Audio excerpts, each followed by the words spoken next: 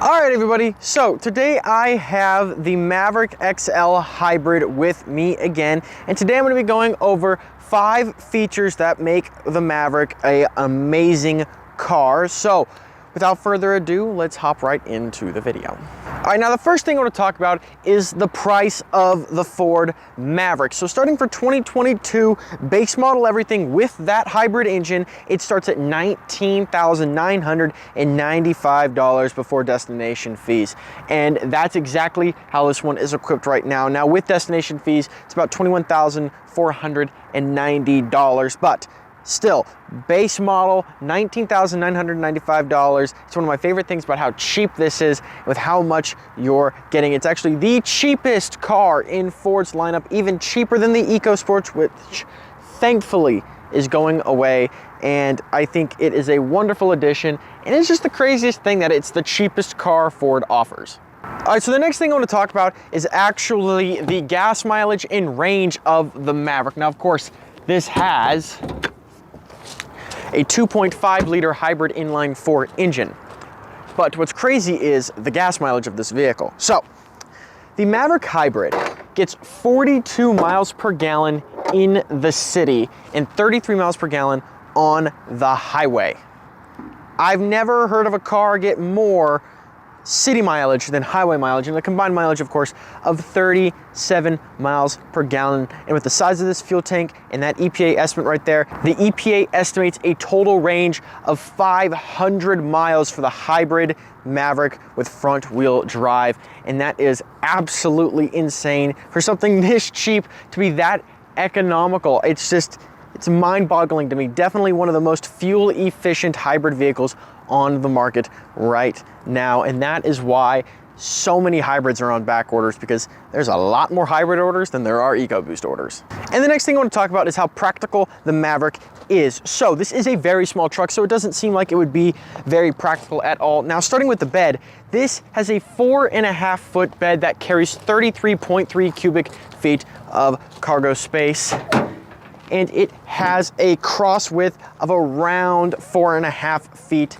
as well. Now, of course, you have the wheel wells in there, which can block some space, but this bed has plenty of customizations that you can buy from Ford, and it makes the bed super practical. If you've ever seen the commercial for the Maverick, they are doing all kinds of stuff with the bed of this vehicle. So $20,000 price tag, you get plenty of things you want to do back here. Now, as for the practicality on the inside, I'll show you that as well. Now, you might think the back seats would be kind of small because of how small the vehicle is, but it's actually not that bad at all. Now, your knee room is kind of strained here. If you're sitting, slouching a little bit, you sit all the way up, your knee room is pretty okay. And then headroom back here is pretty good as well, which is surprising. You have back seat pockets, door pockets right there, and plenty of storage up front. So even though this is a super small and cheap vehicle, you are getting plenty of practicality out of it. All right, the next thing I want to talk about is the standard equipment you get on every single Maverick trim level, no matter if it's the XL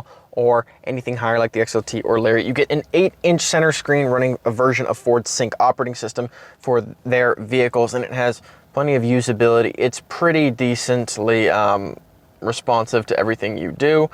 So it is really nice to have this, especially in such a cheap vehicle, and it's bringing technology that in the past you would have to see in very, higher end vehicles, something that costs $30,000, $40,000. They're bringing that into a car that now costs $20,000. So it's giving more people access to technology that they did not have before, which is a pretty exciting thing for everyone out there. And I think these vehicles are going to be really popular because of that.